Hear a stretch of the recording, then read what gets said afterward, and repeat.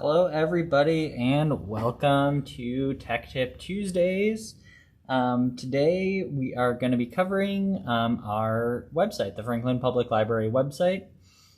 We have tons and tons and tons of information on our website, including a lot of different databases that you can access for learning, for researching, or just for fun. We also have a lot of handy links. We have technology training tools, and we have a whole lot of other information about the library on our website.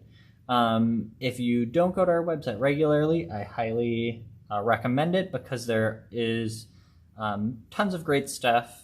So today I'll be covering the Franklin website. You can see up here the URL or address is easy to remember. It's franklinpubliclibrary.org. And if you type that in, it'll lead you straight to our website. There are other Franklin Public Libraries in the United States, but this is ours. You can make sure you're on the right one because our address is right here, Franklin, Wisconsin, and our phone number. The first page that you're on will be kind of the welcome page. We have tons of different information. We have upcoming events over here on the left, a little rotating carousel of news. We can't control the speed of this, but we get a lot of comments that it moves very quickly before you can read it.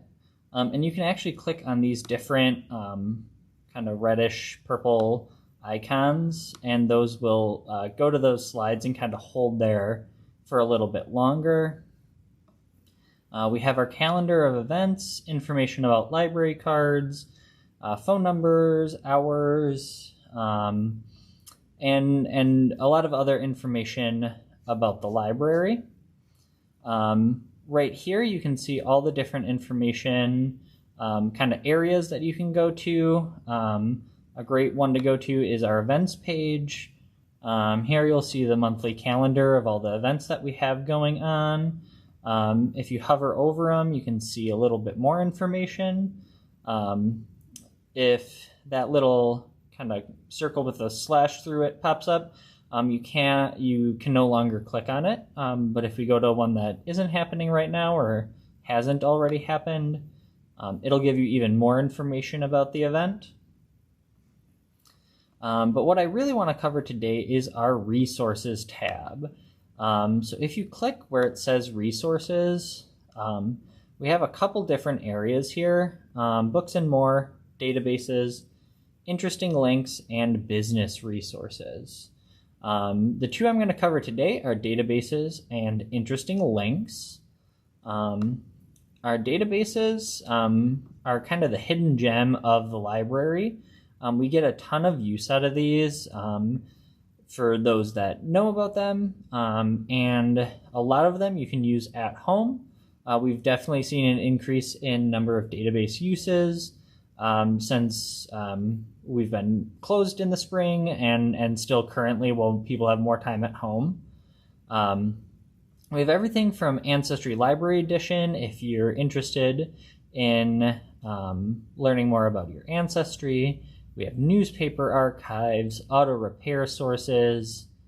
This BadgerLink tab is actually a collection of databases for Wisconsin residents, so that has even more in here. And we do have some, you can see here, provided by BadgerLink, sectioned out, but BadgerLink will lead you to all of those. We have things like Britannica Library, Consumer Reports. It's not access to the website, but it is access to the PDF versions of Consumer Reports magazines. This is a really popular one. I'll go through and open it up. It looks a little confusing here. But over here on the right side, you can see all issues. You can click on a year. I'll click on 2020. And then you can see on here the individual issues and the months that they were published. So the November issue is already online here. And the way that they're organized is they're just the individual articles. So if you see an interesting one like this one, here's what we're testing in our labs. You can click on the HTML, which will just be the text of the article. I'll show you that quickly. So it's just the text and nothing else. It's not the best option because it doesn't show any pictures or anything, so you might be missing out. So I always go, if it's available, the PDF full text. And this is basically just a picture of the magazine pages. So you can see a whole lot more information, very nicely formatted. And this is what they're currently testing in their labs. So we have leaf blowers, frying pans, air purifiers, and a whole bunch of other stuff. So if you like consumer reports and you like reading the magazine, this is a great resource for you, and you should be able to access that from home. Going down, we have a couple more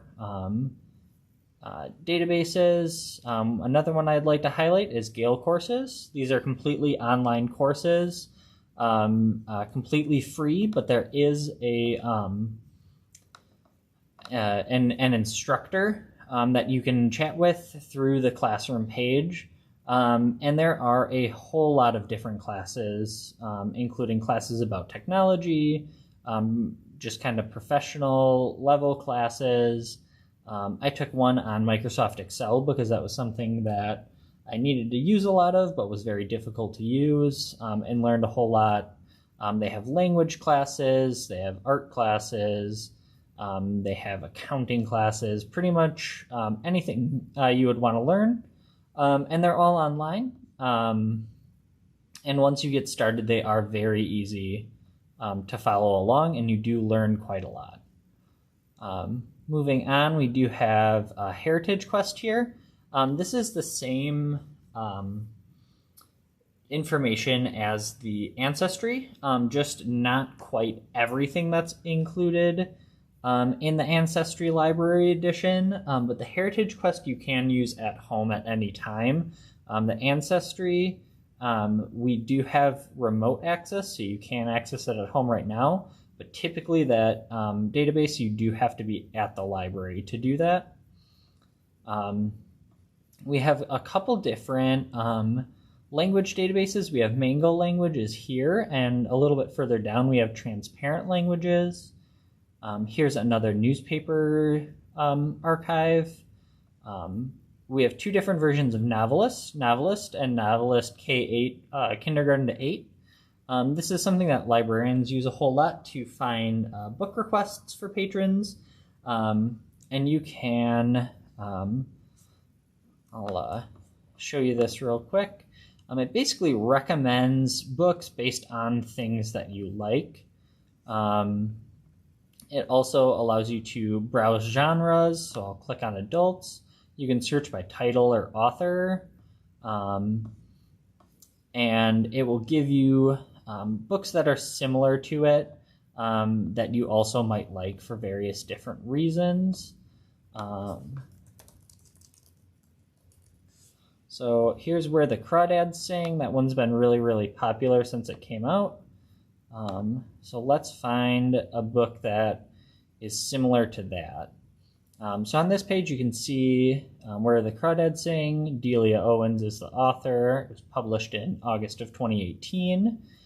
There's a short description and a couple of these book appeal terms and things that you might not realize you liked about it, like characters or the storyline or the tone. This database keeps track of all of that and will recommend things that have similar genres, themes, characters, etc. So on the right here, you can see title read-alikes, so other books that might be similar to this book. And you can click View All, and it will give you the read-alikes, the title of the book, the author's name, and kind of the reason. So this one, Young Girl young girls raised by their fathers in isolated communities connect to the natural world around them in these atmospheric coming-of-age stories. So it kind of gives you a reason why the books are related. So Novelist is a great option if you want, if you struggle to find books you like. If you know one you like or an author you like, you can find other books that are similar. Novelist K8 does the same thing, but for children's books from kindergarten to 8th grade. Here is that Transparent Languages online that I talked about before. It's another language learning resource. This Transparent Language you can use on a computer, or you can actually download an app to a smartphone or tablet as well. So these are just a couple of the databases. These are all free to use. You can try them out. If you don't like it, you don't have to use them. But they are all here, and just another great resource that you can use at home, online, or come into the library and use our computers for them. So I'm going to go back to that resources page and go down to interesting links. So this one has a variety of things that we find interesting, and also highlights a lot of library resources that we've created. So there are things like our recipe club. We have a collection of all the recipes submitted by our members. We have a link to our library podcast where myself and other librarians chat about books we've read. We have the history for both the Brown Beggars and Night Readers book clubs. Our librarian Andy did a whole ton of work getting these all together. And he actually has the reading list. So this is the Brown Beggars. It actually dates back to 1991 and has all the books that they've read with the author as well. So that goes back close to 30 years now. Night Readers, same thing. And this one goes back just to 1995, but still 25 years worth of books that the Library Book Club read. So here's another great resource if you're looking for something new to read. What I really wanted to show you on this page, we do have a couple different links here, but this is something that I put together near the bottom of the page, the technology training tools. I'm the technology librarian here, and I get a lot of questions about how people can learn about things. I get a lot of questions about how to do things, and right now it's just difficult to do things in person, but we do have a lot of online resources. So if you click on this View Attached PDF, it will open a document that has all different training tools on it.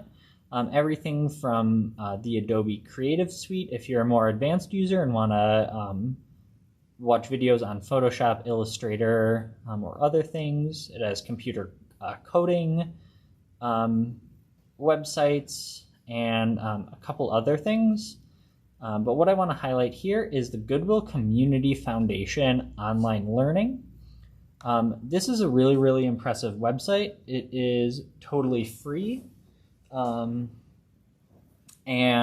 all online, and it has topics that cover a wide range of different technology skills, as well as work and career skills, different skills for today, core skills like math and reading, and they just have so many options to learn that it's really impressive, and I just constantly recommend this website to people.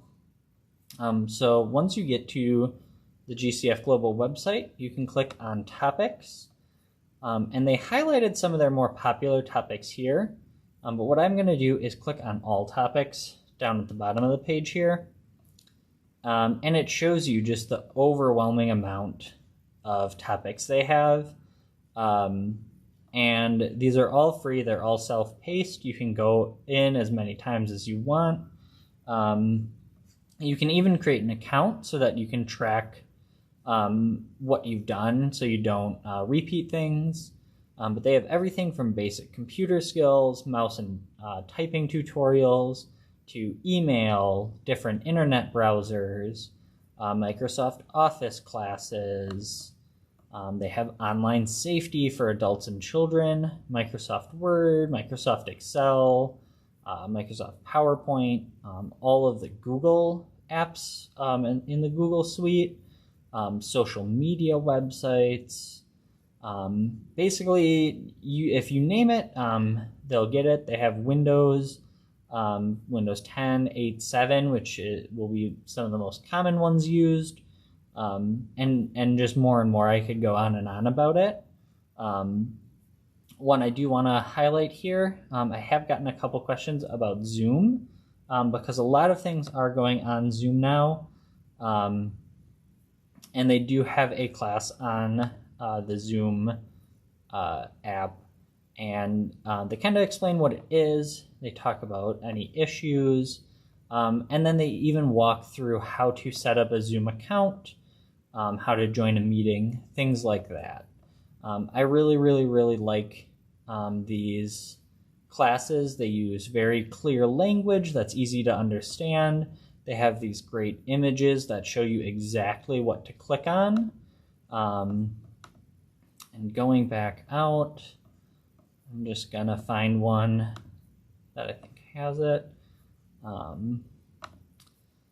They have some that will have videos that you can watch. Then there's always text involved. They have different images, and they have these great ones where they have these little plus signs. If you click on those, it explains exactly what that is. So this is that Goodwill Community Foundation website. They're very easy to follow and very helpful. And even if you don't need a full overview, you can go to a certain class, find the module that you want more information about, and just pick up straight from there. They're really, really great, and I highly encourage you to check them out. Again, you can find those by going to our website, which is franklinpubliclibrary.org. Go to resources, and then down to interesting links, and then scroll all the way down the page to our technology training tools, and click view attached PDF. And then it's under the Goodwill Community Foundation link, and that'll take you right there. If you have any questions about this, you can come to the library and ask us. I hope you learned something new today about our website and all the great online resources that we offer. And I will see you next month. Thanks for joining.